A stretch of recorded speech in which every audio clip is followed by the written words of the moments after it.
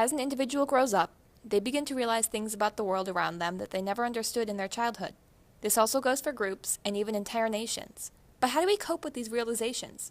When we realize that we can no longer blindly trust our parents, our teachers, our leaders, and even the things we once accepted as facts, how do we cope with the overwhelming truths of the world?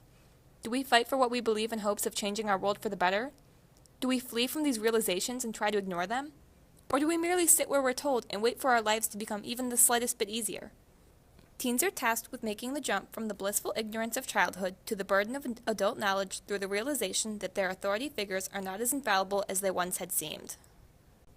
When the United States of America was first established as its own sovereign nation, the foreign policy was that of isolationism, as to avoid unnecessary foreign entanglements. However, this slowly fell apart. For the most part, the United States continued their isolationism into the early 1900s, when World War I came about and forced the United States into taking sides. After World War II in 1939, they still tried to focus on internal improvements. But America was forced out of their isolation by the Cold War, suddenly having to think on a global scale. From then on, the United States was dedicated to preventing the spread of communism in any way possible, which included sending troops into Vietnam's ongoing civil war after North Vietnamese torpedo boats attacked 2 American destroyers in the Gulf of Tonkin in August of 1964. For the first 200 years of American history, its citizens trusted in their government, and when there was any doubt, the government would fix the issue and regain the people's trust. But after the Vietnam War, the American people never fully recovered their trust in their government.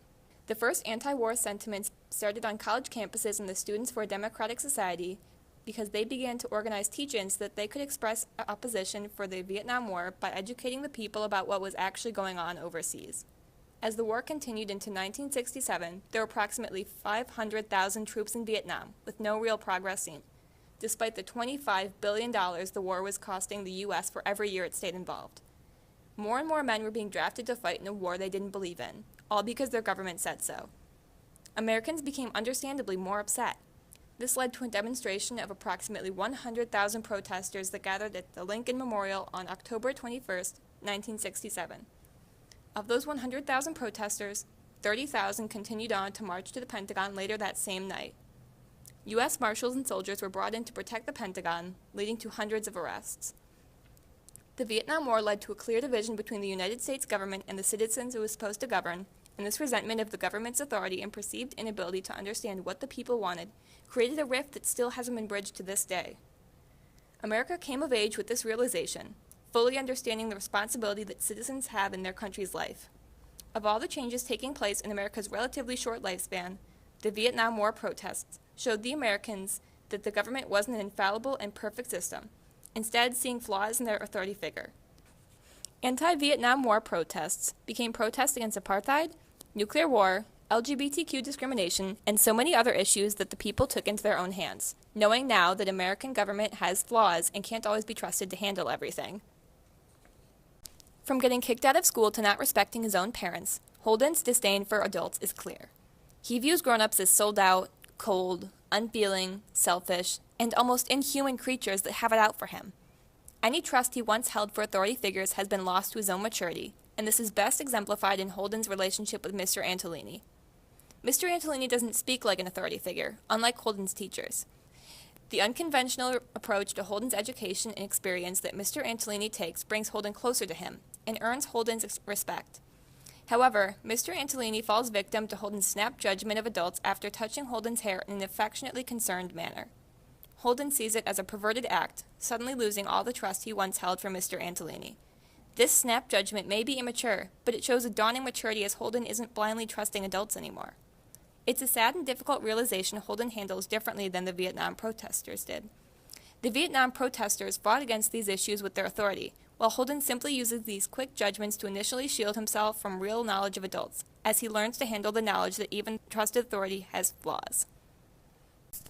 We, the modern generation of teens, are coming of age in a difficult era while starting to understand the flaws of our education and our government, things that we once trusted as authority figures. Those of us coming of age today don't trust the system that we're just now entering, and it shows.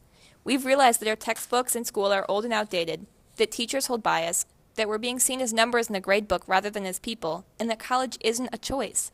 Yet the debt that follows college is crushing. The massive amount of pressure and anxiety caused by these realizations takes its toll on us as we come of age.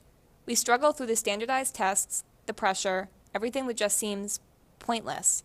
Just like Holden, we are realizing that our teachers and our parents aren't right about everything.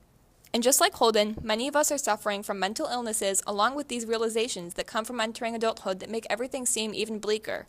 This disenchantment with the system, combined with the incredibly powerful new tool of the internet, is creating a new generation of young adults, one that organizes protests the very same day as the election of a man unfit for presidency and calls out bigotry where it sees it. Like the Vietnam protesters before us, we are coming to the understanding that our government no longer respects the interests of its people. A large portion of our generation participated in the Women's March after the inauguration of Trump, with at least one demonstration for the Women's March on every single continent, from the American capital of Washington, D.C. to even Tokyo. The world was angry, so they organized to show that anger in a much more massive, connected manner than the anti-Vietnam War organizers could have ever hoped to accomplish. We, as modern teens, are learning that the world we once believed was trustworthy is intrinsically flawed, and we're coping like Holden and the Vietnam protesters, angry and exhausted, but also surviving and fighting.